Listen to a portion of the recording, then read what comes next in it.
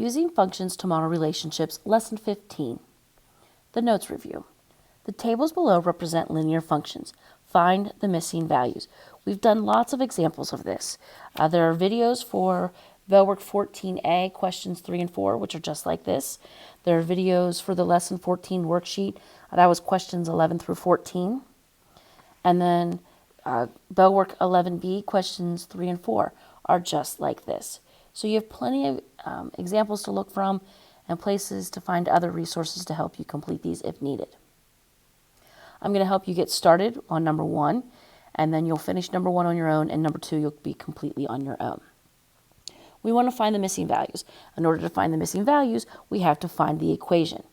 Well, we know that they are linear functions from the instructions, therefore the slope is consistent the entire way throughout the function. So I need to find the y-intercept and the function. Let's start with the y-intercept. The y-intercept is the value of y when x is 0. So right here's that information that I need. The value of y when x is 0. So my y-intercept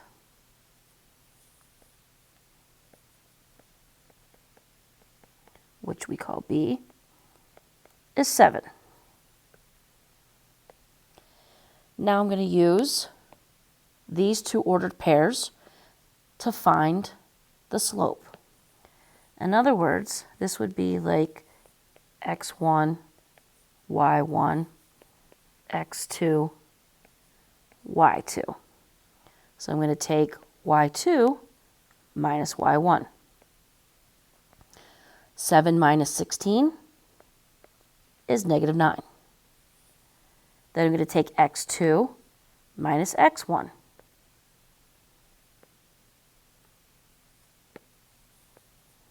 So 0 minus negative 3. Be careful, that's minus a negative.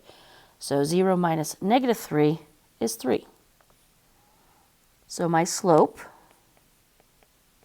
which remember we use m, the slope is the difference in y's, that would be our negative 9, over the difference in x, which is 3.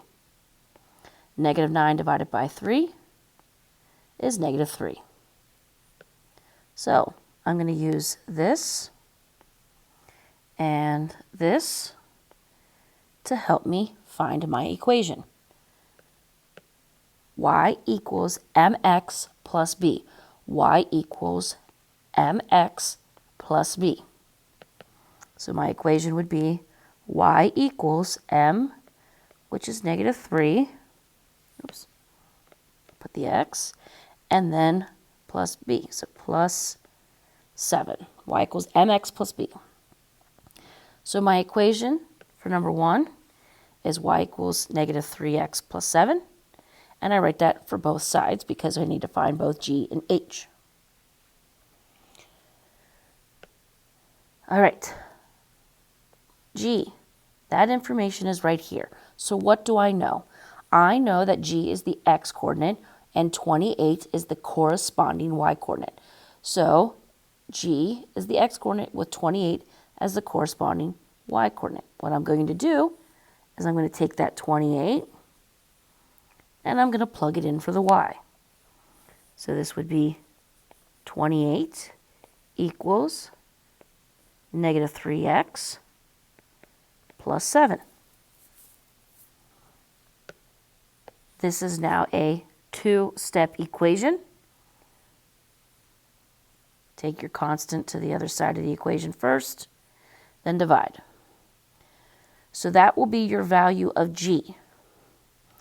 Again, if you need more assistance, find some other videos you need to watch, or you could always send me a message.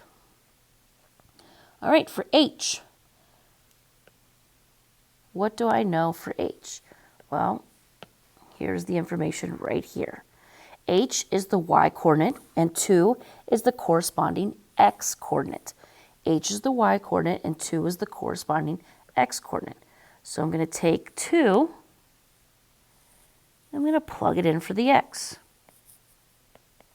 So where the x is, I put parentheses,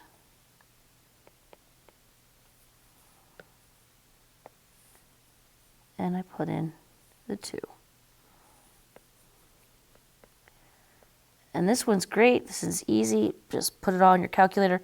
Don't forget that negative sign out front. All right, be careful with your signs.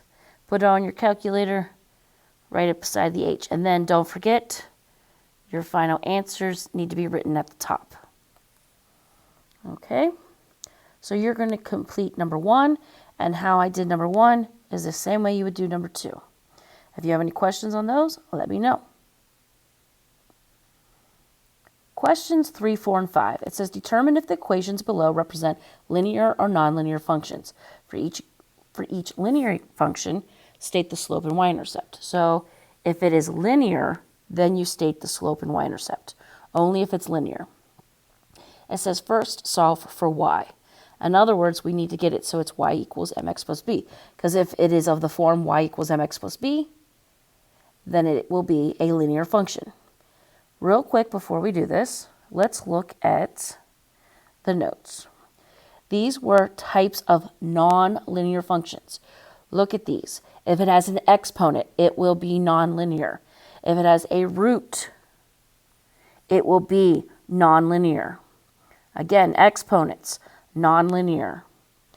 If it has a variable in the denominator, it will be nonlinear. If the exponent is the variable, it will be nonlinear. So again, exponents, roots, anything like that, it's going to be nonlinear. Okay, so I'm going to help you solve each equation for y. The rest you'll be on your own. Number 3, I'm going to box my y term. Subtract 6x squared from both sides. It was positive, so I needed to do the inverse operation, make it negative.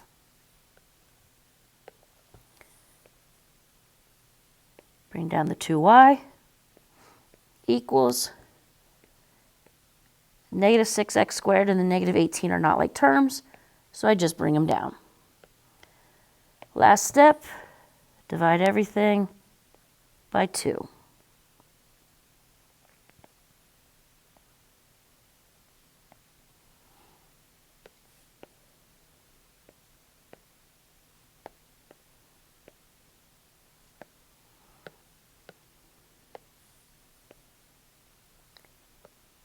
That would give you y equals negative 3x squared minus 9.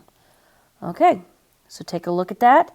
If you think it's linear, write linear function and then state the slope and y-intercept. If it's not linear, put non-linear function.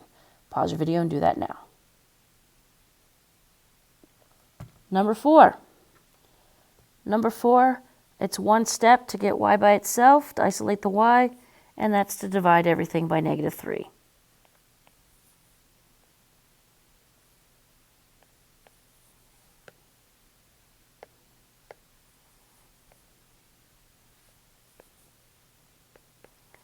That would be negative 3x plus 5. Okay, is this of the form y equals mx plus b? If it is a linear function. If it's not, it's a nonlinear function. Okay, if it is a linear function, don't forget to state the slope and the y-intercept. We did these problems. It was example 1 of the notes, and then it was problems 1 through 6 on the worksheet. So if you need additional help, look at 1 through 6 on the worksheet. Pause your video, answer your question. Again, if it's linear, don't forget to state the slope and the y-intercept. Question number 5. The opposite of cubing something is the cube root. The opposite of cubing something is the cube root. So I'm going to cancel the cubes out. And my final answer is y equals the cube root of x. Y equals the cube root of x. Because it's a variable, I can't actually take the cube root. So it would stay y equals the cube root of x. Right? If that is of the form y equals mx plus b, write down linear function and state the slope and the y-intercept. Otherwise, call that a non-linear function. So again, is it of the form y equals mx plus b, If it is, that's a linear function. State the slope and the y-intercept. If not, then it is a non-linear function. All right, that is it for the using functions to model relationships lesson 15 notes review. If you need any help, please do not hesitate to ask.